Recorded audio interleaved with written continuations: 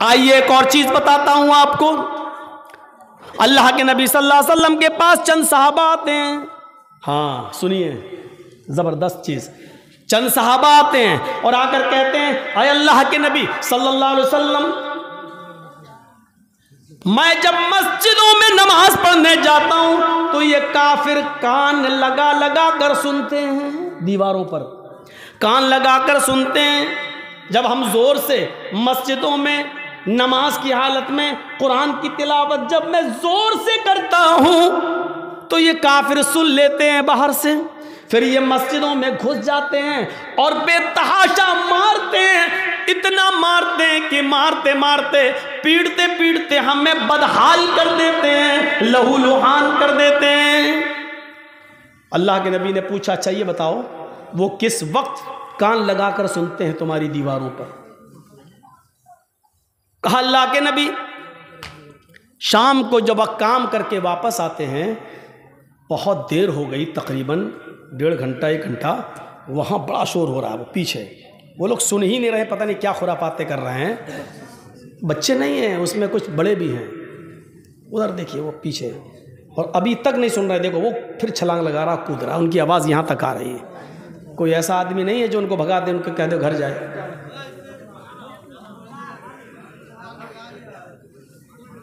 इतने शैतान बच्चे, इनके माँ बाप से पूछो, हमें हमारा दिल कहता है ये रात में पैदा हुए होंगे।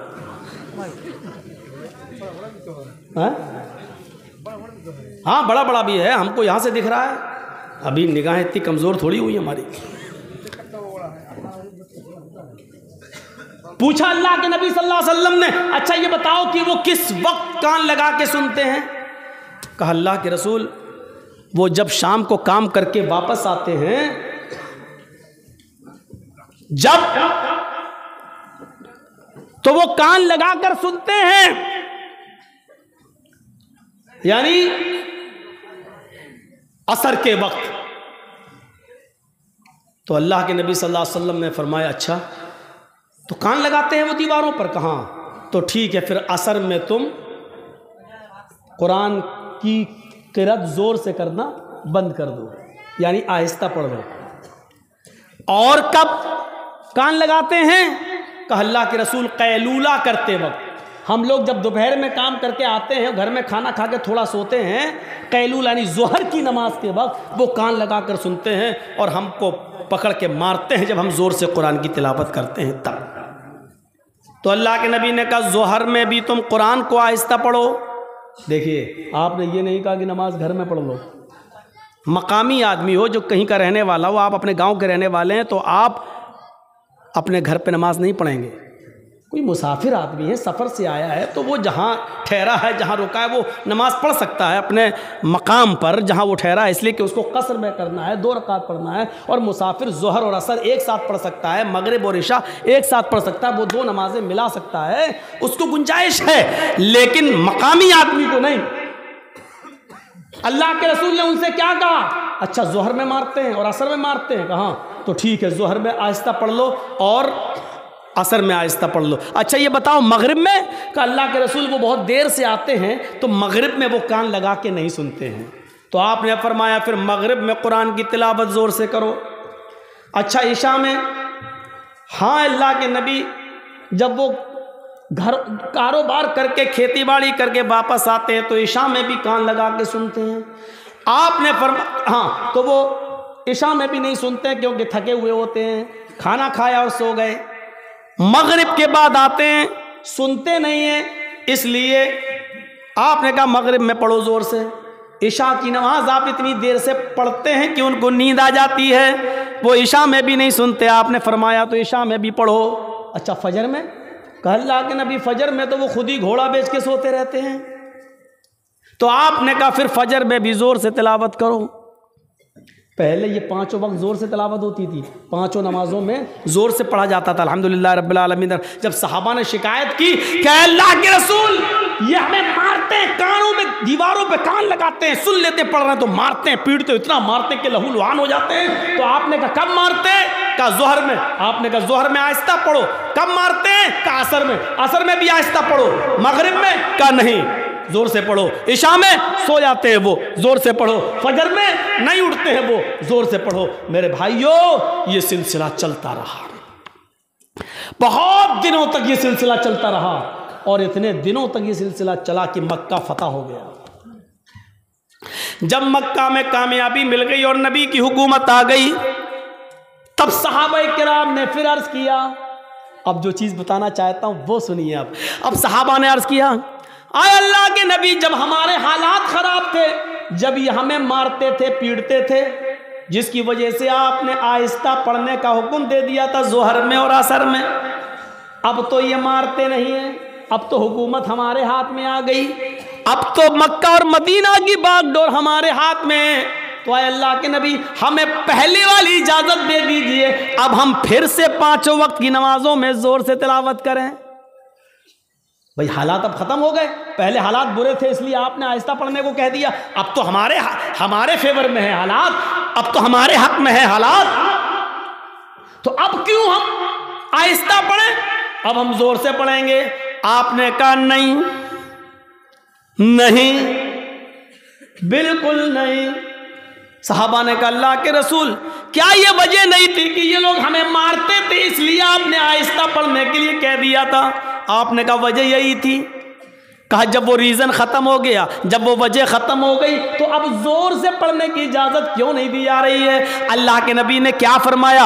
आपने फरमाया इसलिए कि बाद में आने वाले लोग जब ये सोचेंगे कि ज़ोहर में, असर में आहिस्ता पढ़ने की इजाज़त क्यों दी, और मगरिब में, इशा में और फजर में ज़ोर से तिलावत क्यों की जाती है, जब ये बाद में आने वाले लोगों को पता चलेगा, जब वो इसकी हिस्ट्री पढ़ेंगे, जब वो हदीसें पढ़ेंगे, जब उनको मालूम होगा कि सहाबा किराम मार खाते थे, इतना पीटे जाते थे कि उनकी चमड़ी उधड़ जाती थी, लहूलुहान हो जाते थे, इसके बावजूद उन्होंने नमाज नहीं छोड़ी, मारे खाई लेकिन नमाज पढ़ी, आहिस्ता पढ़ी लेकिन पढ़ी, नमाज छोड़ी नहीं है। जब उनको इस बात का इल्म होगा तब उनको पता चलेगा कि साहबा किराम ने बड़ी से बड़ी मुसीबतें झेली हैं लेकिन नमाज नहीं छोड़ी है, नमाज तर्क नहीं की है, तो फिर वो भी नमाजी बन जाएंगे,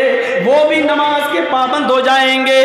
अब आपको अंदाजा है मेरे भाइयों, साहबा किराम मारे खाते थे, इतना पीटते थे कि उनकी चमड़ी उधड़ जाती थी, जिस्म से खून बहता था, लेकिन इसके बावजूद नमाज पढ़ रहे हैं। अल्लाह के रसूल ने कहा जोर से मत पढ़ो, आहिस्ता पढ़ो, लेकिन पढ़ो। नमाज ऐसी कंडीशन में भी माफ नहीं, हट्टे खट्टे तंदुरुस्त हैं और नमाज नहीं पढ़ते।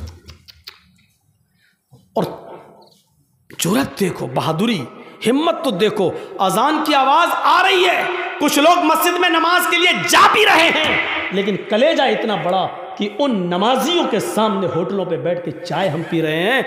हमारा दिल और हमारा कलेजा कितना मजबूत है। या अल्लाह, तेरा अजाब कैसे रुका हुआ है। इतनी बड़ी गलती अगर पुरानी पिछले ज़माने की उम्मतों ने की होती तो अभी तक आग और पत्थर के अजाब से वो हलाक हो गए होते। अल्लाह रब्बुल आलमीन का अजाब हम पर आ क्यों नहीं रहा है? इसकी वजह क्या है? इतना बड़ा कलेजा। मस्जिद के सामने, होटल के बाहर, मस्जिद के बाहर होटल पे बैठ जाए हम, और नमाज मस्जिद के अंदर हो रही हो, और हम मस्जिद के सामने से गुजर जाए साइकिल लेकर और बाइक लेकर।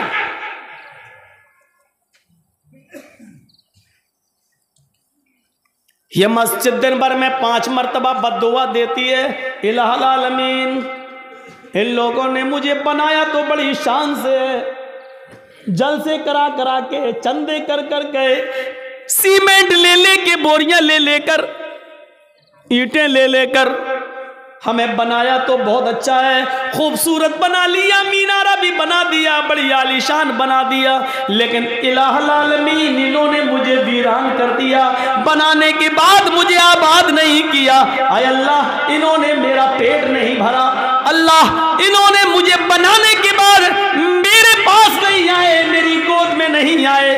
आय अल्लाह, जिस तरीके से इन्होंने मुझे बनाने के बाद वीरान कर दिया, आय अल्लाह तू इनकी जिंदगियों में वीरानी पैदा कर दे।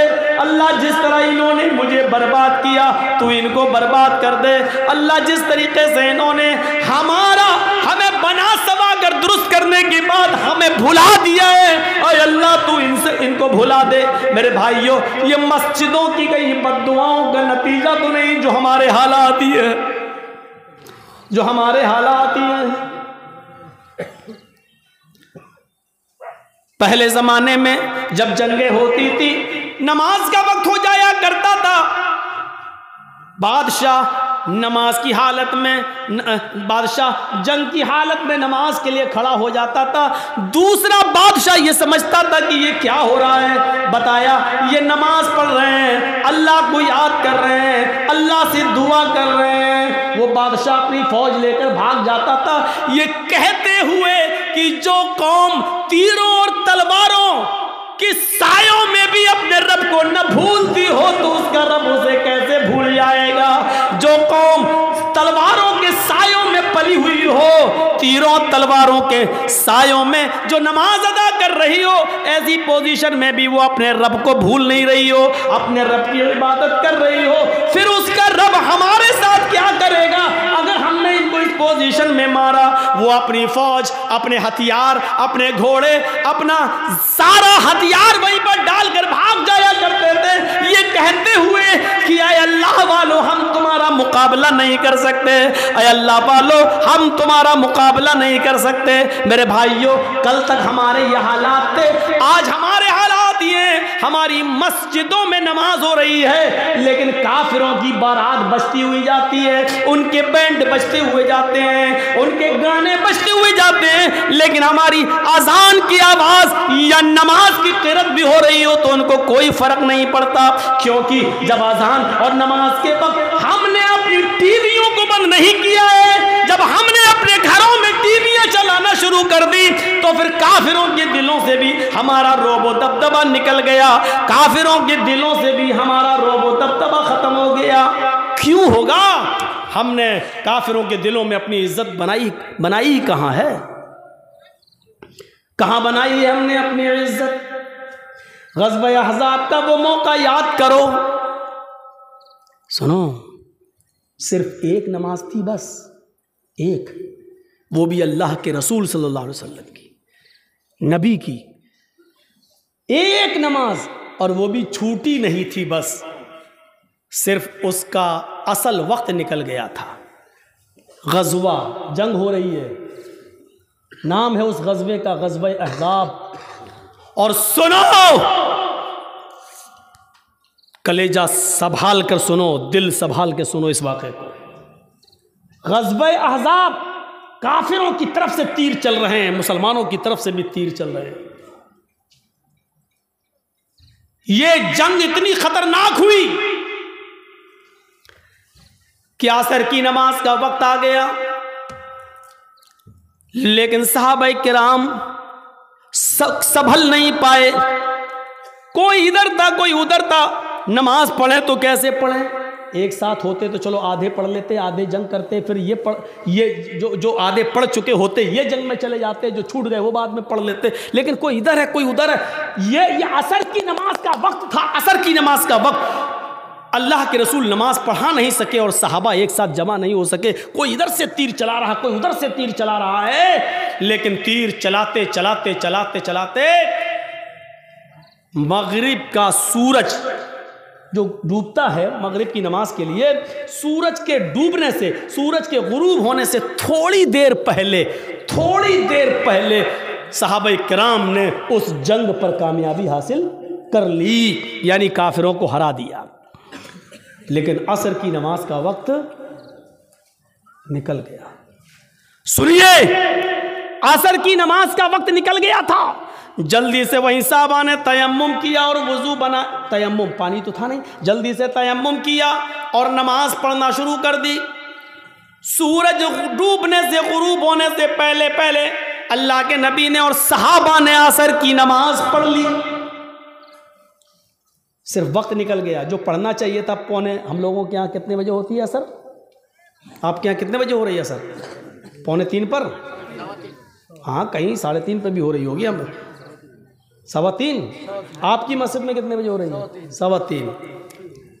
अब 3:15 की जगह पर कोई आदमी 5:15 पे नमाज पढ़े तो वक्त निकल गया है ना उसका, असर का। मान लीजिए 5:30 में सूरज डूब रहा है और 5:15 पे आदमी नमाज पढ़ रहा है, तो सूरज डूबने से पहले ही तो पढ़ रहा है वो। सूरज गुरूब होने वाला है, जल्दी से अल्लाह के रसूल ने और सहाबा ने तयम्मुम किया और नमाज पढ़ ली। और पढ़ने के बाद जो जुमले कहे वो सुनो, जो जुमले कहे उन काफिरों के लिए वो सुनो। मला अल्लाहु बुयूतहुम व कुबूरहुम नारा कमा हबसूना व शगलूना अनिस सलातिल वुस्ता। बुखारी शरीफ की हदीस के अल्फाज हैं।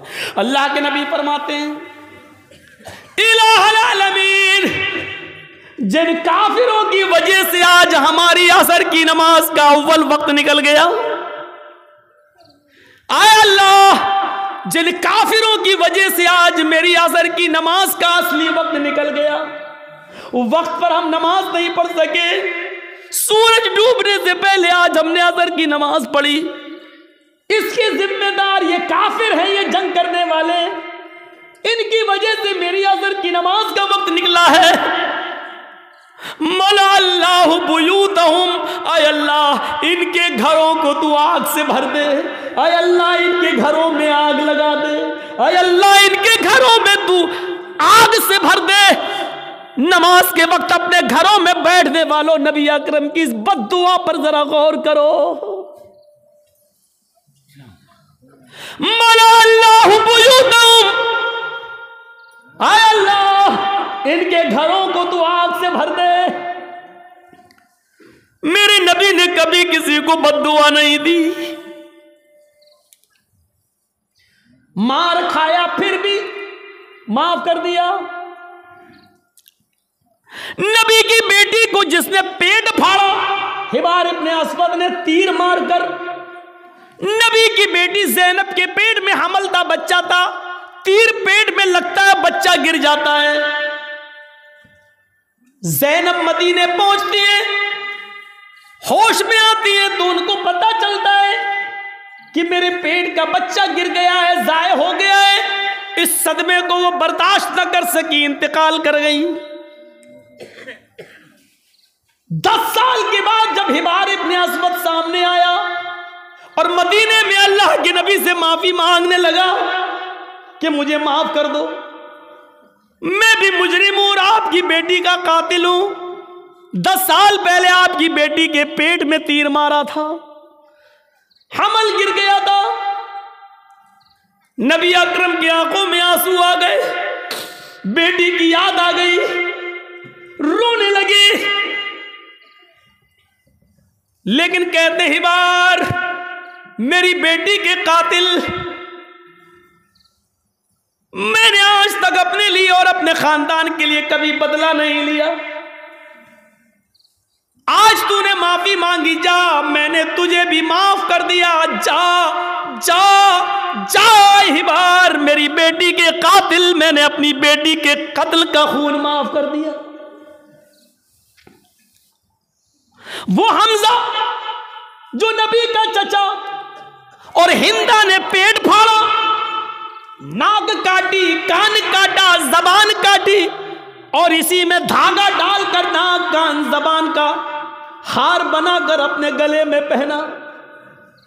वो हिंदा जिसने हमजा का पेट फाड़ के कलेजा निकाला और चबाया, हिम्मत नहीं कर सकी उसको खाने की, थूक देती है। कटी हुई गर्दन, फटा हुआ पेट, निकला हुआ कलेजा, कटी हुई नाक, कटा हुआ कान, कटी हुई जबान। ये लाश जब नबी के सामने आई तो आपकी आंखों में आंसू आ गए और कहा, आए हमजा, कयामत तक जितने भी लोग अल्लाह की राह में कत्ल किए जाएंगे ये शहीद होंगे, लेकिन तू कयामत के दिन सैयदुल शुहदा बनाकर उठाया जाएगा, तमाम शहीदों का सरदार बनाकर उठाया जाएगा। ऐसा हाल करने वाली हिंदा जब नबी के सामने आई तो आपने कहा, क्या चाहती हो? माफी। आपने कहा, हिंदा जा, मैंने तुझे भी माफ कर दिया। ओ मेरे चचा की कातिल, जा, मैंने तुझे भी माफ कर दिया। मेरी चचा की लाश को बिगाड़ने वाली, जा, मैंने तुझे भी माफ कर दिया। लेकिन इंसान हूं, बुरा लगता है, तू मेरे सामने मत आना, क्योंकि जब तू मेरे सामने आएगी तो मुझे चचा की लाश याद आ जाएगी। हमारे नबी ने कभी किसी को बद्दुआ नहीं दी। ताइफ वालों ने इतना मारा कि सर फट गया, सर से खून निकला, पैरों पे गिरा, खून जम गया, जूते तक उतर नहीं पा रहे थे उस जमे हुए खून की वजह से। दो फरिश्ते आए, अल्लाह के नबी कहो तो इन ताइफ वालों को दो पहाड़ियों के बीच में पीस दूं। मैं जब गया था हज के उम्रे के लिए तो मेरे वहाँ बहुत प्रोग्राम कराए गए थे। जिद्दा में हुए, दम्माम में हुए और मक्के में हुए, मदीने में हुए। तो हमको ताइफ भी लोग लेकर गए और वो पहाड़ी हमको दिखाई थी लोगों ने वहाँ ताइफ के अंदर। जिस पहाड़ी पर चढ़कर काफिरों ने नबी अकरम को पत्थर मारे, वहाँ के लोग जो थे वो उन लोगों ने बताया कि मौलाना साहब ये वो जगह है, यहाँ नबी खड़े थे, ऊपर से काफिर पत्थर मार रहे थे। उस जगह को देखा है हमने अपनी आंखों से। काफ़ी ऊंचाई पर पत्थर मार रहे, ज़ोर से पत्थर, ऊंचाई से पत्थर मारेंगे और वो नबी के सर पे लगेगा तो कितनी ज़ोर से लगता होगा।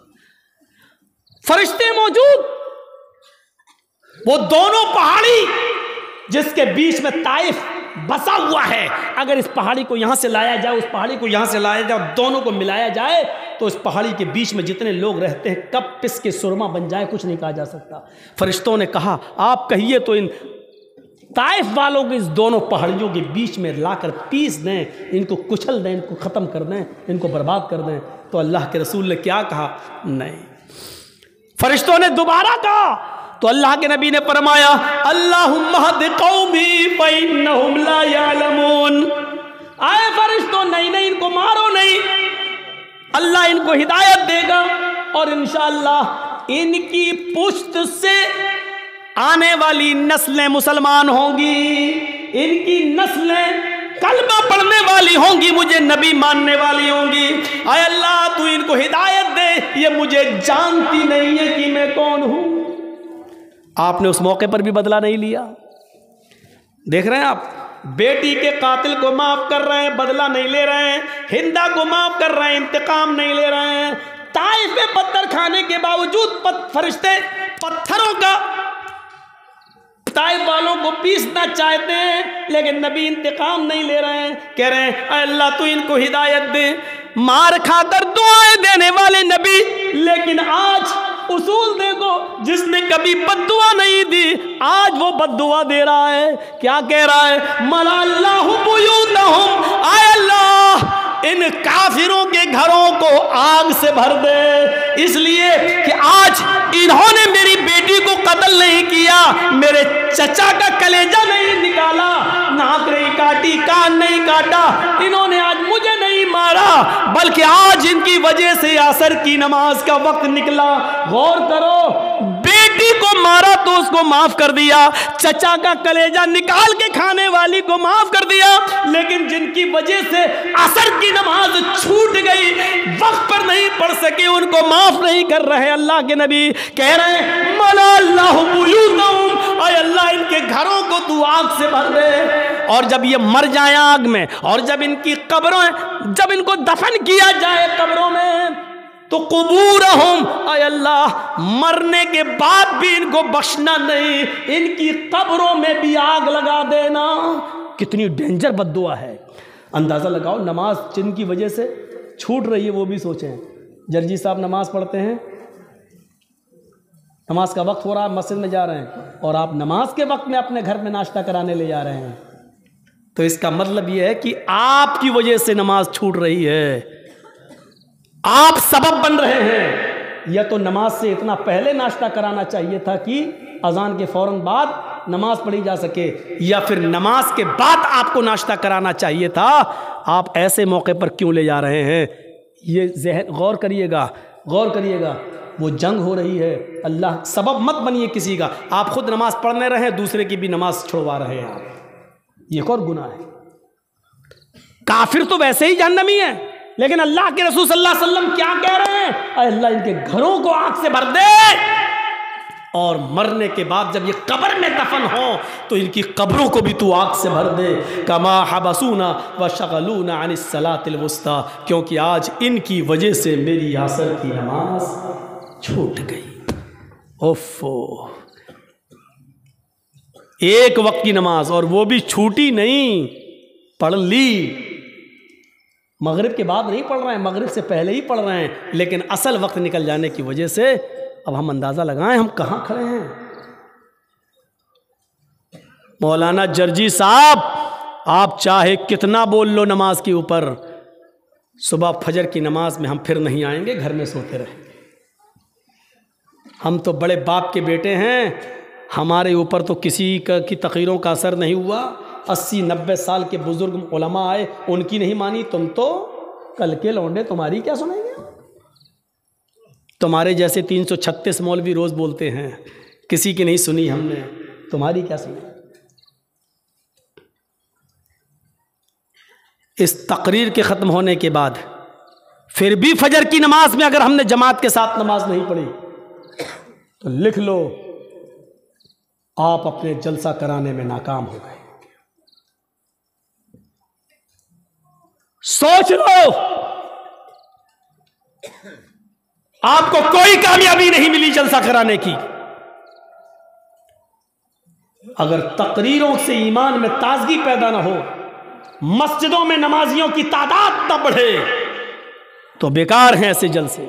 इससे बेहतर था कि इशा की नमाज के बाद आप सोते और फजर की नमाज से पहले आप उठकर फजर की नमाज पढ़ लेते जमात के साथ। यह आपके लिए तकरीर सुनने से बेहतर होता। एक सहाबी रात भर नमाज पढ़ते रहे, अल्लाहु अकबर, दुआ मांगते, फिर नमाज पढ़ी, दुआ मांगते रहे, नमाज पढ़ी, नमाज पे नमाज, सजदे पे सजदे, इशा से लेकर फजर तक बराबर नमाज पढ़ते रहे। नीयत थी फजर की नमाज पढ़कर सोएंगे, लेकिन थोड़ी देर पहले, फजर की नमाज से थोड़ी देर पहले उनकी आंख लग गई। अब सुनो, फजर की नमाज से थोड़ी देर पहले, भाई रात भर जाग लिए तो थोड़ी देर पहले ऐसे वैसे लेटे थे, चलो थोड़ा लेट जाते हैं, कमर सीधी करते हैं, अभी अजान का वक्त होने वाला, गए काम से। थोड़ी देर की बात आंख खुली है? क्या मस्जिद में नमाज हो रही है, जल्दी से वुजू बनाया, नमाज में शामिल हो गए।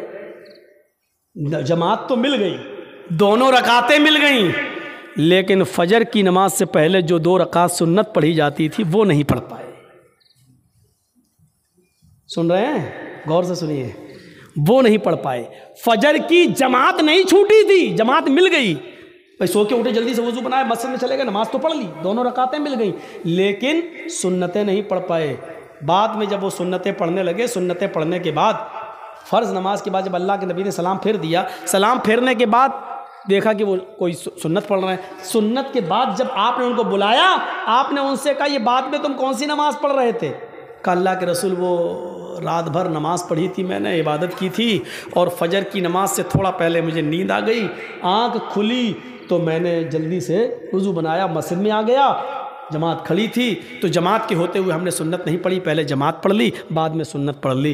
तो अल्लाह के रसूल ने जो जवाब दिया वो सुनिए। आपने फरमाया, काश तो पूरी रात आराम से सोता, काश तो पूरी रात इशा की नमाज के बाद से लेकर फजर तक आराम से सोता, गहरी नींद में सोता, लेकिन फजर की नमाज से पहले उठकर वुज़ू बना लेता और फजर की नमाज से पहले 2 रकात सुन्नत पढ़ लेता। अल्लाह की कसम, फजर से पहले 2 रकात सुन्नत अगर पढ़ लेता तो ये 2 सुन्नतें तेरे लिए रात भर की इबादत से ज़्यादा बेहतर होती।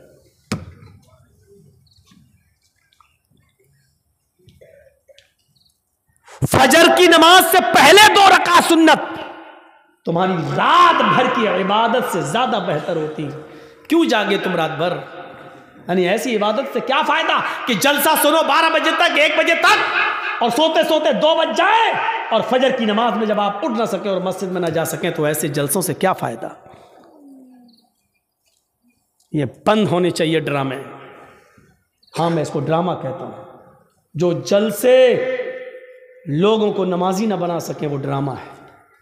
जो तकरीरें लोगों के दिलों में ईमान ताज़ा ना कर सके वो नौटंकियां हैं। तो लैला मजनू की कहानियां हैं। तसव्वुर कीजिए हम कहाँ हैं, नमाज कितनी ज़रूरी चीज़ है हमारी सोसाइटी और हमारे समाज में और हमारे लिए। रमज़ान का चांद देखा जाता है और ईद का भी देखा जाता है। रमज़ान का चांद देखने के लिए एक आदमी की, बाशरा आदमी की गवाही की ज़रूरत है। अगर एक आदमी ये कह दे कि मैंने चांद देखा है तो दूसरे दिन से रोज़ा रखा जाएगा। ईद के चांद के लिए 2 आदमियों की गवाही ज़रूरी है। ईद के चांद के लिए उसूल है। अब रमज़ान के लिए एक आदमी की गवाही काफ़ी है, लेकिन ईद के चांद के लिए 2 की गवाही चाहिए। क्यों चाहिए? अल्लाह के नबी से पूछो, हर चीज़ का जवाब हमारे पास नहीं है, बस नबी ने कह दिया, हमें मानना पड़ेगा। ईद की चांद के लिए 2 आदमी की गवाही चाहिए है, लेकिन जब रमज़ान में एक आदमी की गवाही आप मानेंगे या ईद के चांद के लिए 2 आदमी की गवाही मानेंगे, तो उस वक्त भी देखा जाएगा ये एक आदमी जो रोजे की गवाही दे रहा है ये 5 वक्त का नमाजी है या नहीं है। अगर 5 वक्त का नमाजी है, बाशरा है, समाज में इसको झूठा नहीं कहा जाता है, इसकी बात मानी जाती है, दीनदार है, नमाजी है, तो उसकी बात मानी जाएगी। नमाज रोजे का पाबंद नहीं है, जुमे तक की नमाज नहीं पढ़ता है, ऐसा आदमी गवाही दे रहा है तो उसकी गवाही भी, चाहे वो कितना भी सच बोल रहा हो, उसकी गवाही भी उसकी जेब में घुसेड़ दी जाएगी। भाग नहीं तस्लीम की। रोजे का चांद एक आदमी की गवाही है, और एक आदमी अगर नहीं देखता चांद, लेकिन एक औरत चांद देखती है तो एक औरत की गवाही नहीं मानी जाएगी।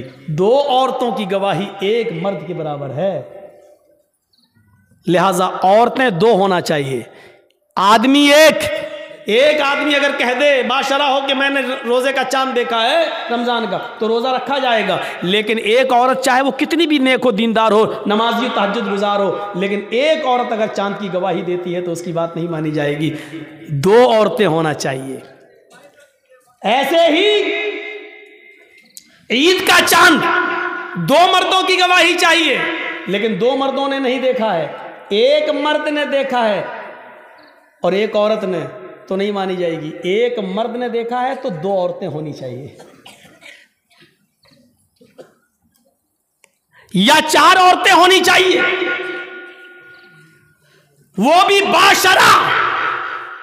अब हम अपने जहन में इस बात को रखें कि जब यहां बेनमाजियों की गवाही नहीं मानी जा रही है, सोचिए तो और मामलात के अंदर बेनमाजी की हैसियत क्या होगी। आइए एक और चीज की तरफ हम तुम्हें लेके चलते हैं। या अय्युहल्लज़ीना मनुस्तईनु बिस्सब्रि वस्सलाह, ये बड़ी प्यारी चीज हम आपको बताने के लिए चल रहे हैं मेरे भाइयों। या अय्युहल्लज़ीना मनुस्तईनु बिस्सब्रि वस्सलाह, आई मानो वालो तुम सब्र और नमाज के जरिए अल्लाह से मदद मांगो। बड़ी प्यारी आयत है। छोटा सा बच्चा है, अभी वो अपनी मां का दूध पीता है, 8-9 महीने का, 10 महीने का, 1 साल का है, चलता है, फिरता है, पूरी ताकत नहीं है, हल्के हल्के पैरों से चलता भी है, गिरता भी है। कभी कभी उसके सामने अनजान आदमी आ जाए तो डरता भी है, उसके सामने कोई कीड़ा मकोड़ा टहलने लगे तो वो डरता भी है। आपने देखा होगा, मां ने अपने बच्चे को छोड़ा, चलना सिखा रही है, थोड़ा चलता है गिरता है, थोड़ा चलता है गिरता है। मां थोड़ी दूर हटके देखती है, देखे कितनी दूर जाता है बच्चा।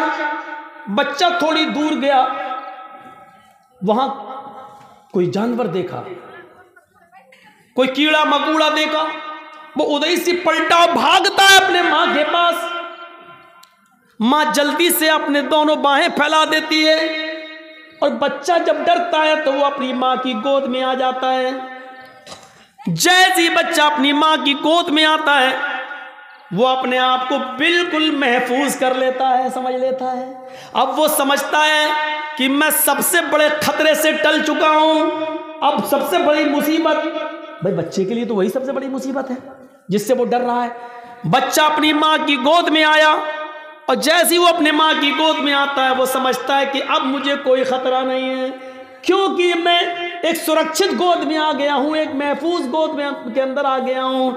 अब मुझे दुनिया व माफिया का कोई खतरा नहीं है। बच्चा अपनी माँ की गोद में आ जाता है तो वो दुनिया के बड़े से बड़े खतरे से अपने आप को महफूज समझ लेता है। कुरान यही फरमा रहा है, लोगों नमाज ये माँ की गोद है। तुम्हारे लिए बड़े से बड़े खतरे जब तुम्हारे सामने आए, बड़ी से बड़ी मुसीबतें जब तुम्हारे सामने आए, बड़े से बड़े खौफनाक मरहले जब तुम्हारे सामने आए, तो तुम नमाज की आगोश में आ जाओ, नमाज की गोद में आ जाओ। जब तुम मस्जिद में आ जाओगे, नमाज की आगोश में आ जाओगे, तो तुम उस खतरे से महफूज हो गए। नमाज अपने नमाजी को अपनी गोद में ऐसे ले लेती है जैसे माँ अपनी गोद में अपने बच्चे को ले लेती है। जैसे बच्चा माँ की गोद में आकर अपने आप को महफूज समझ लेता है, ऐसे ही नमाजी नमाज के अंदर अपने आप को महफूज समझ लेता है। एक सहाबी है,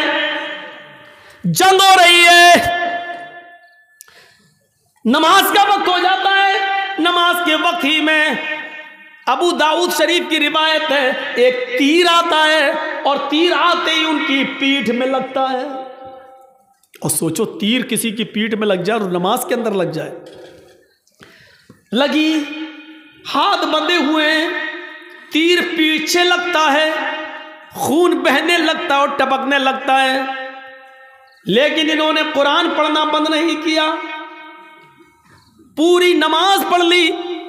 जब सलाम फेरा, अस्सलामु अलैकुम वरहमतुल्लाह, अस्सलामु अलैकुम वरहमतुल्लाह, लोग उनके पास आए, साहब ये क्या किया तुमने? इतना खतरनाक तीर आधे से ज्यादा तुम्हारी पीठ में घुस गया, खून से पूरी चटाई भीग गई, तुम्हारा कपड़े लहूलुहान हो गए और तुम नमाज में मसरूफ हो। उस सहाबी ने जवाब दिया, जब मैं नमाज पढ़ रहा था, अल्लाह की कसम मेरी पीठ में कब तीर लगा मुझे पता ही नहीं चला, इसलिए कि मैं सूरह कहफ की तिलावत कर रहा था और सूरह कहफ की तिलावत करते हुए मुझे इतना मजा आ रहा था, इतना इंजॉय मिल रहा था। सूरह कहफ की तिलावत ने मुझे तीर की तकलीफ भुला दिया, मुझे पता ही नहीं चल रहा है कि मुझे तीर लगा है। ये तो तुम अभी बतला रहे हो कि मुझे तीर लगा है, अब देख रहा हूं कि ये खून ले, मुझे तो एहसास ही नहीं हुआ। गौर कीजिए कितना बड़ा खतरा था तीर का लगना, और उनको पता ही नहीं, क्योंकि वो नमाज की गोद में थे, नमाज की आगोश में थे। सोचो मेरे प्यारे साथियों, आज हमारी भी नमाजें हैं, हम पढ़ते हैं और एक छोटा सा मच्छर काट ले तो हम जल्दी से गाल मसलने लगते हैं, मच्छर मारने लगते हैं, इसलिए कि हमें कुरान की तिलावत में मजा ही नहीं आता है। वो कह रहे हैं कि हम ऐसे सूरह कहफ पढ़ रहे थे, सूरह कहफ की तिलावत में मुझे इतना मजा आ रहा था, इतना एंजॉय आ रहा था कि मुझे पता ही नहीं चला कि मुझे कब तीर लगा। या अय्युहल्लज़ीना आमनुस्तईनु बिस्सब्रि वस्सलाह, ईमान वालो तुम सब्र और नमाज के जरिए अल्लाह से मदद मांगो, सब्र और नमाज के जरिए अल्लाह से मदद मांगो। सब्र और नमाज के जरिए सब्र करो और नमाज आगोश में आ जाओ नमाज के, और जब तुम मांगो तो अल्लाह, जब नमाज पढ़ोगे तो अल्लाह तुम्हारी सब सुनेगा। हाँ, ऐसा भी हो सकता है कि नमाज के बाद तुम कुछ मांग रहे हो और अल्लाह नहीं दे रहा है, ये हो सकता है, तो इसमें घबराना नहीं चाहिए। नमाज भी पढ़ रहे हो, दुआ भी मांग रहे हो, या रब्बी या रब्बी या रब्बी, अल्लाह मुझे ये दे, मुझे ये दे, मुझे ये दे, लेकिन नहीं मिल रहा है, इसका यह मतलब नहीं कि आपकी नमाजें कबूल नहीं हो रही, इसका यह भी मतलब नहीं कि अल्लाह आपसे नाराज है। कभी ऐसा मत सोचना, नहीं दे रहा है तो वो जानता है कि क्यों नहीं दे रहा है, उसकी मर्जी है, उसी में भलाई हो सकती है। हमारा एक छोटा सा बच्चा है,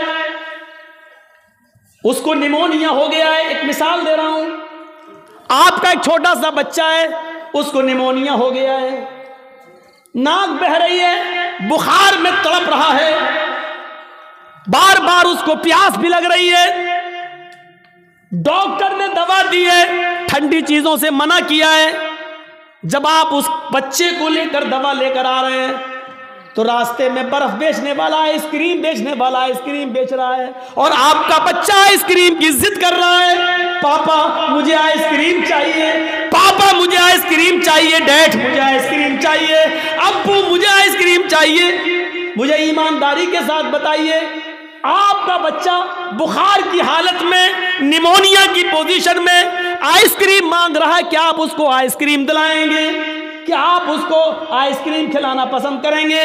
नहीं, क्योंकि आप जानते हैं कि इस वक्त इसकी अगर मुराद मैंने पूरी कर दी तो मेरा बच्चा और ज्यादा बीमार हो जाएगा।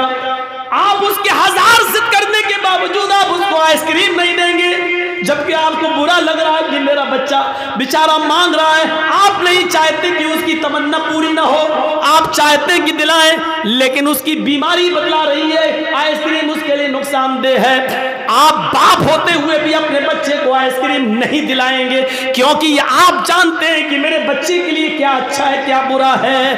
आप कहिए अल्लाह मुझे ये दे, मुझे ये दे, मुझे ये दे, और नहीं मिल रहा है तो नाराज मत होइए, क्योंकि आपका रब जानता है आपको क्या देना है और क्या नहीं देना है। वो क्यों नहीं दे रहा है आपको, इस पे अल्लाह ताला से शिकवा मत करिए, शिकायत मत कीजिए। हो सकता है उसका न देने में ही भलाई हो जो चीज आप मांग रहे हो। एक बादशाह ऐलान करता है, आओ मेरी रियाया, मेरी पब्लिक, जो मुझसे मांगेगी मुंह मांगे मैं उसको दूंगा। सारी की सारी पब्लिक एक मैदान में जमा हो जाती है और बादशाह जो पब्लिक मांगती जा रही है बादशाह देता जा रहा है। एक बुढ़िया एक खच्चर पे बैठ के आई, खच्चर गधे की तरह होता है, खच्चर पे बैठ के आई। बादशाह ने कहा, बुढ़िया तेरा बेटा है? कहा नहीं। पति है? कहा नहीं। कोई नहीं है? कहा नहीं। आए मेरे वजीर, इस बुढ़िया को 100 दीनार दे दो, 100 सोने की अशरफियां दे दो। बुढ़िया कहने लगी, नहीं, आप बेइंसाफी कर रहे हैं, सबसे पूछ रहे हैं कि बताओ क्या मांगते हो, और जो जो मांग रहा उसको आप देते जा रहे हैं, और मुझसे कह रहे हैं कि 200 अशरफी दे दो सोने की। नहीं, मुझे भी मुंह मांगे इनाम चाहिए। बादशाह ने कहा, बता तुझे क्या चाहिए? उसने कहा, जो खच्चर में लेके आई हूं इसके ऊपर इतना सोना लाद दो कि आसानी से लेकर मेरे घर तक पहुंच जाए। इस खच्चर के वजन के बराबर सोना। बादशाह ने कहा, देखो ये तुम गलत कर रही हो। क्या जवाब दिया उस बुढ़िया ने? आपने सबकी मुरादें पूरी की, मेरी भी करो। पब्लिक कहने लगी, हाँ बादशाह सलामत, आपकी बेइंसाफी, आप गलत कर रहे हैं, सबको मुंह मांगे दे रहे हैं, तो इस बुढ़िया ने भी जो मांगा उसको दो। बादशाह ने कहा, जाओ सोना लेकर आओ और इसके खच्चर पर लाद दो। सोना लाद कर खच्चर पर लेकर बुढ़िया चली गई घर। गांव के लोगों को पता चला, ओ सुनो बहुत सा माल आया, सोना मिला है बुढ़ी को।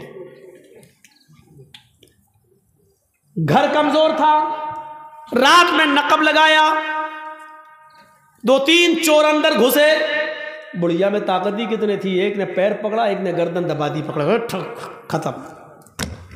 1 मिनट भी नहीं लगा, बुढ़िया गई और सारा सोना वो लेकर भाग गई।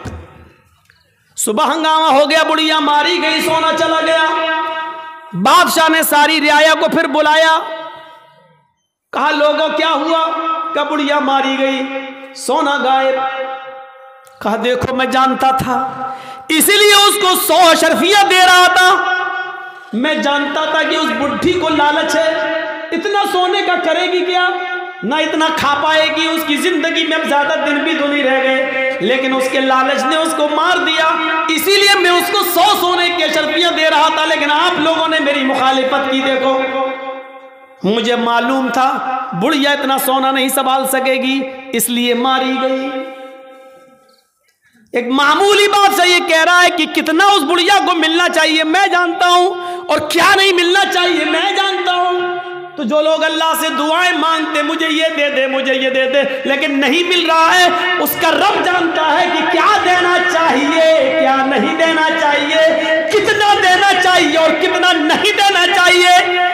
ये उसको मालूम है, इसलिए उसने जितना दिया है उसी पर राजी रहो, उसी पर खुश रहो। ज्यादा माल तबाही और बर्बादी का बायस भी बन जाता है। कल मैंने बताया था, अल्लाह के नबी ने जब जन्नत में झांक कर देखा तो जन्नत में सबसे ज्यादा गरीब, फकीरों, मिस्कीनों को देखा, और जहन्नम में झांक कर देखा तो सबसे ज्यादा औरतों को देखा। मेरे भाइयों, अंदाजा लगाइए, या अय्युहल्लज़ीना आमनुस्तईनु बिस्सब्रि वस्सलाह। नमाज एक माँ की तरह है। जिस तरह बच्चा माँ की गोद में आ जाता है तो अपने आप को महफूज समझता है, ऐसी बड़ी से बड़ी मुसीबतें जब हमारे और आपके ऊपर आए तो हम नमाज में मसरूफ हो जाएं। यकीन नहीं आता तो सुनो, इब्राहिम अलैहिस्सलाम अपनी बीवी सारा के साथ, सारा, हाजरा तो दूसरी है, सारा पहले थी। पहली बीवी कौन है? सारा। सारा के साथ जा रहे हैं और जालिम बादशाह के मुल्क में घुस जाते हैं। उस मुल्क को क्रॉस करना चाहते हैं। जालिम बादशाह के वजीरों ने लोगों को बताया, बादशाह को बताया, एक आदमी है, उसके साथ एक औरत है और बड़ी खूबसूरत है। बादशाह ने कहा, अच्छा खूबसूरत है, कहाँ? बुला के लाओ। इब्राहिम और सारा बुला कर लाए गए। बादशाह ने पूछा, ये तुम्हारी कौन है? इब्राहिम अलैहिस्सलाम ने फरमाया, ये मेरी बहन है। इब्राहिम अलैहिस्सलाम ने ये सुन रखा था कि उस बादशाह को अगर ये कह दिया जाए कि ये मेरी बहन है तो भाई के साथ जब बहन को देखता है तो वो फिर हाथ नहीं लगाता है, छोड़ देता है। तो कह दिया कि बहन है। ये झूठ नहीं था। इब्राहिम अलैहिस्सलाम ने जब ये कहा कि ये मेरी बहन है तो इस हैसियत से कहा कि सारी दुनिया के मुसलमान आपस में भाई हैं और सारी दुनिया की औरतें बहन है। ईमानी रिश्ते से उनको अपना बहन दिल में नियत की थी। ईमानी रिश्ते से तो सभी बहन है, हर कोई एक दूसरे का भाई, एक दूसरे की बहन है।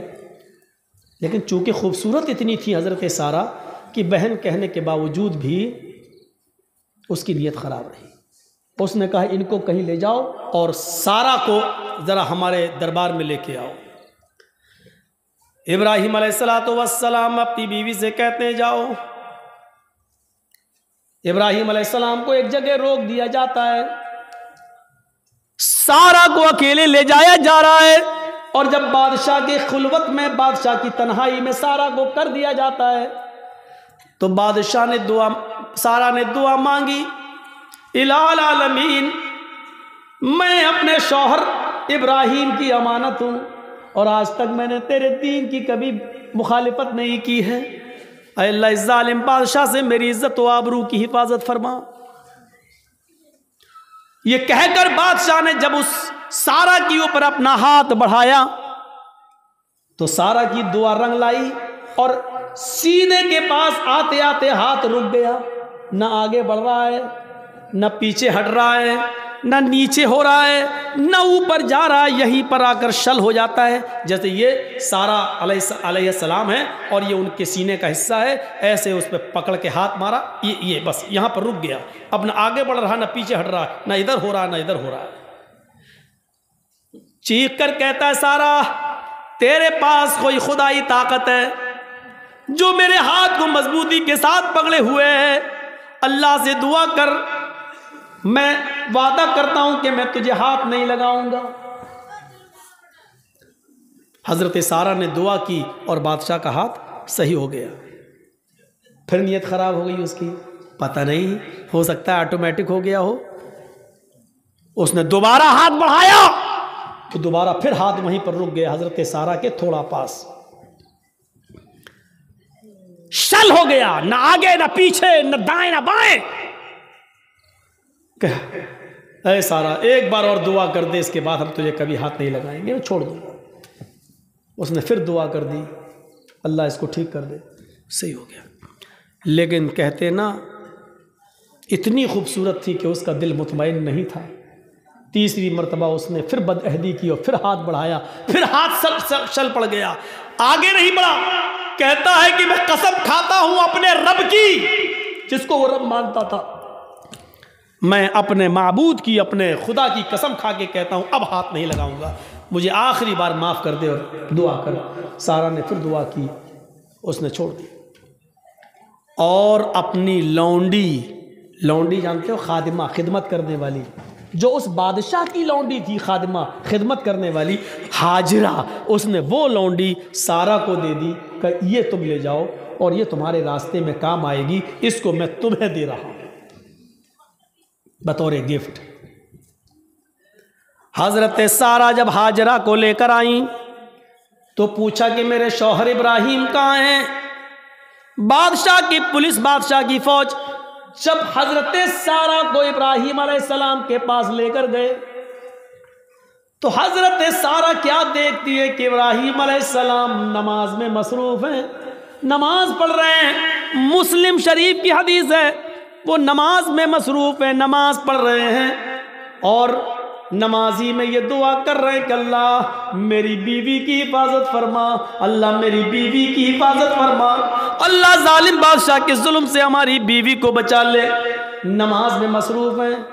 मेरे भाइयों, जब सारा के ऊपर मुसीबत आई और जालिम बादशाह ने जब उनको पकड़ा और अपने आगोश में लेना चाहा तो उनके पति इब्राहिम अलैहिस्सलाम नमाज के अंदर गिर जाते हैं, नमाज में मसरूफ हो जाते हैं, नमाज पढ़ना शुरू कर देते हैं। गौर कीजिए, जब किसी के ऊपर मुसीबत आए तो उसको नमाज के अंदर नमाज पढ़ना चाहिए, उसको नमाज के अंदर अल्लाह रब्बुल आलमीन से दुआ करनी चाहिए, क्योंकि नमाज एक माँ है, आपको अपनी आगोश में ले लेगी और जब आप नमाज की आगोश में आ जाएंगे तो सारे खतरों से महफूज हो जाएंगे, सारे खतरों से आप अलग हो जाएंगे, फिर कोई खतरा नहीं रहेगा, टल जाएगा वो खतरा। आपको याद होगा, सही बुखारी की रिवायत है, बनी इसराइल में एक नौजवान था, नाम था उसका जुरैज, नाम था उसका जुरैज, बहुत नेक इबादत करने वाला, बड़ा अल्लाह वाला, बड़ा नमाजी। एक बार हजरत जुरैज नमाज के अंदर मसरूफ थे, नमाज पढ़ रहे और उनकी माँ को किसी चीज की जरूरत पेश आ गई तो जुरैज को आवाज देने लगी, आई जुरैज। जुरैज कहते हैं अल्लाह मैं नमाज में हूं और पीछे मेरी माँ आवाज दे रही है। जुरैज ये कहते हैं अल्लाह मैं क्या करूं, मैं नमाज में और मेरी माँ पीछे आवाज दे रही है। फिर उसने तीसरी आवाज दी, जुरैज, लेकिन जुरैज ने कोई जवाब नहीं दिया, वो नमाज पढ़ते रहे। चौथी बार जुरैज की माँ के मुंह से ये जुमला निकला, जुरैज तूने मेरी आवाज सुनकर भी अनसुना कर दिया। आय अल्लाह, जुरैज उस वक्त तक न मरे जब तक कि वो किसी बदकार औरत का मुंह न देख ले। आय अल्लाह, जुरैज को उस वक्त तक तू मौत मत देना जब तक कि जुरैज किसी बेशरम और बेहया औरत के साथ हम बिस्तरी न कर ले, उसके साथ जिना न कर ले। मां की बद्दुआ थी, मां ये बद्दुआ देकर चली गई।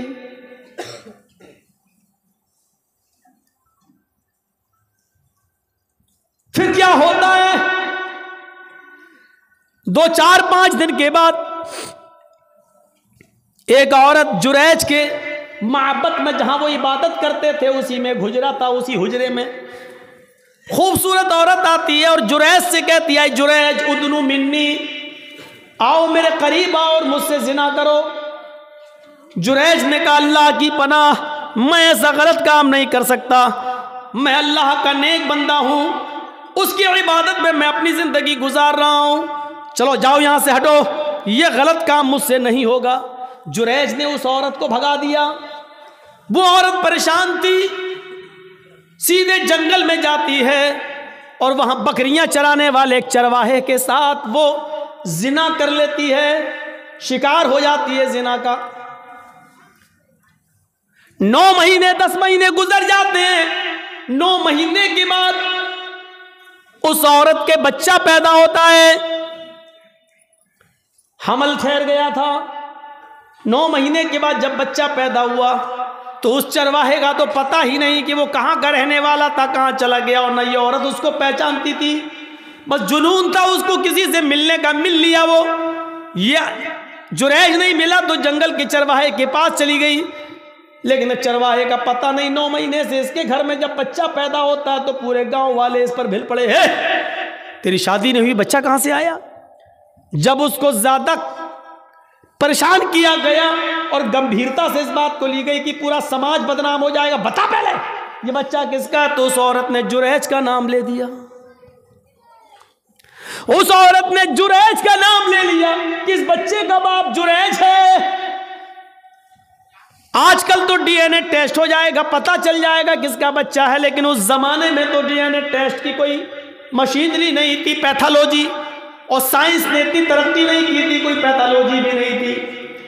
पूरा गांव आया गुस्से में और देखा कि जुरैज नमाज पढ़ रहा, पूरा नमाज से उनको खींचा, हट देख कितना अल्लाह वाला बना फिरता है, नमाज पढ़ रहा है।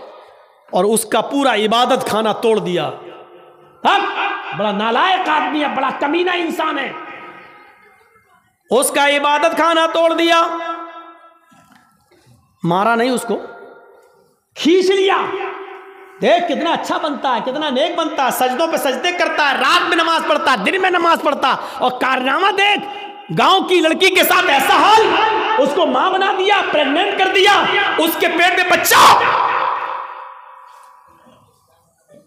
किस किस को सफाई देते? जब औरत ये कह रही है कि इस बच्चे का बाप जुरैज है, तो अब जुरैज किस किस को सफाई देते? नहीं मानता कोई उनकी बात। जुरैज समझ गए कि वो बच्चा किसी और का है, लेकिन उस औरत ने मेरा नाम लगा दिया। तो बजाय लोगों को सफाई देने के जुरैज ने एक जगह चटाई बिछाई, इबादत खाना तो तोड़ दिया, जुरैज ने एक जगह चटाई बिछाई और उसी पर वो नमाज पढ़ने में मसरूफ हो गए। और नमाज के अंदर ये दुआ करने लगे, आय अल्लाह, इसकी सच्चाई अगर सामने न आई तो दुनिया में फिर कभी कोई तेरे नेक बंदों पर भरोसा नहीं करेगा, कभी भी फिर नेक लोगों पर एतबार न किया जाएगा, हर नेक आदमी फिर बदनाम हो जाएगा। आय अल्लाह, मैं नमाज के अंदर तुझसे दुआ मांगता हूं कि इसकी सच्चाई जाहिर कर दे। नमाज पढ़ रहे हैं, उधर अल्लाह ताला ने उस बच्चे को कुव्वते गोयाई दी, जो बच्चा उस औरत ने पैदा किया था, जो चरवाहे की पैदावार था। वो बच्चा जोर जोर से कहने लगा, आए गांव वालों, आए गांव वालों, आए समाज वालों, मेरी माँ झूठ बोल रही है, मैं जुरैज का बेटा नहीं हूं, मेरा बाप फला जंगल का फला चरवाहा है, जो फला फला बस्ती में रहता है, मेरी माँ ने उसके साथ जिना किया था, मैं उस बाप की, उस चरवाहे की औलाद हूं, मैं जुरैज का बेटा नहीं हूं, जुरैज ने मेरी माँ के साथ कुछ नहीं किया। जब वो बच्चा जोर जोर से बोलने लगा, इस बच्चे के जोर से बोलने की वजह से लोगों को यकीन आ गया कि इस औरत ने झूठा जुरैज का नाम लिया है। वो माफी तलाफी करते हुए आए और कहने लगे, जुरैज हमें माफ कर दो, हम सोने का तुम्हारा माबद, इबादत खाना सोने का बना देंगे, हमें हमारे पास इतना सोना है, हम सोने का तुम्हारा इबादत खाना बना देंगे।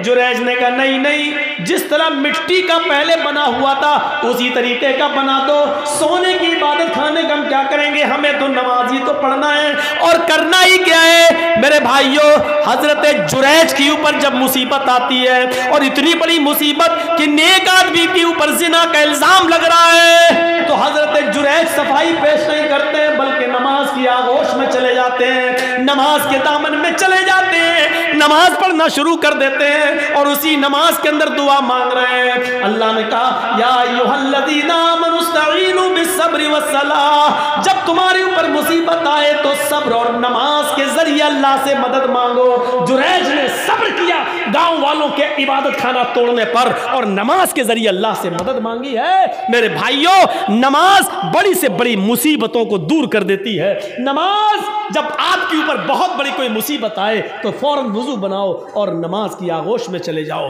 313 सहाबा, 1000 का लश्कर काफिरों का जंगे बदर में, अल्लाह के नबी ने जब ये कंडीशन देखी तो आप समझ गए कि ये हथियारों से लैस हमारे पास कुछ नहीं, आज क्या होगा। तो आप नमाज पढ़ने लगे और सजदे में ये दुआ करने लगे, अल्लाहुम्मा ला तुहलिक हाज़िल असाबा इन तहलिक हाज़िल असाबत लन तुअबद बअदल यौमि क़त्तु। आय अल्लाह, आज अगर ये मुट्ठी भर जमात हलाक हो गई, आज ये 313 सहाबा अगर मिट गए, हलाक हो गए, तो इस रूए जमीन के ऊपर फिर कभी तेरी इबादत ना हो सकेगी, इस रूए जमीन के ऊपर फिर कभी कोई तेरा नाम लेने वाला ना होगा। आय अल्लाह, इन 313 सहाबा की हिफाजत फरमा।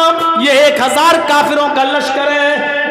देखिए नबी पर मुसीबत आई, 1000 का लश्कर है जो सहाबा को मारना चाहता है। जब ये मुसीबत आई तो नबी ने नमाज पढ़ना शुरू कर दी, और नमाज ही की हालत में आप ये दुआ कर रहे हैं, आय अल्लाह, अगर आज ये 313 मिट गए, बर्बाद हो गए, लन तुअबद बअदल यौम, तो आज के बाद कभी तेरी इबादत ना हो सकेगी, कभी तेरा नाम नहीं लिया जाएगा। और आप देख लीजिए मेरे भाइयों, जितने लोगों को अल्लाह के नबी के ज़माने में सहाबा किराम को फांसी पर लटकाया गया, या उनसे कहा गया कि तुम्हारी गर्दन काटी जाएगी, उड़ाई, बताओ आखिरी तमन्ना क्या है? तो उन लोगों ने आखिरी तमन्ना जब बताई तो ये नहीं कहा मुझे मेरी माँ से मिलवा दो, ये नहीं कहा मुझे मेरे बाप से मिलवा दो, ये नहीं कहा मुझे मेरे बीवी से या बेटे से मिलवा दो। जब उनसे पूछा जाता तुम्हारी आखिरी तमन्ना क्या है, तो वो कहते हैं मुझे 2 रकात नमाज पढ़ने की मोहलत दे दो, मुझे 2 रकात नमाज पढ़ने का मौका दे दो बस। और वो हल्की नमाज पढ़ते 2 रकात, ताकि दुश्मन ये ना समझे कि मैं लंबी नमाज इसलिए पढ़ रहा हूं ताकि मौत से बच जाऊं, या मौत के डर से मैं लंबा कर रहा हूं। वो छोटी छोटी हल्की हल्की नमाज पढ़ लिया करते थे। नमाज मुसीबतों को और परेशानियों को दूर करती है मेरे भाइयों। जब आपके पास कोई मुसीबत, कोई परेशानी आए, फौरन नमाज की आगोश में चले जाओ, और नमाज के बाद या नमाज में दुआ मांगो अल्लाह ताला से कि बारे इलाह तो हमारी खताओं को माफ़ फरमा दे, बारे इलाह इस मुसीबत को तो हमारे ऊपर से हटा दे और दूर कर दे। मेरे भाइयों, नमाज इंसान के लिए वैसे ही है जैसे माँ की गोद बच्चे के लिए है। बच्चा जब डरता है तो माँ की गोद में आता है तो अपने आप को महफूज समझता है। आप जब नमाज पढ़ेंगे तो अपने आप को महफूज समझेंगे। 1:10 हो गया है, मुझे निकलना है।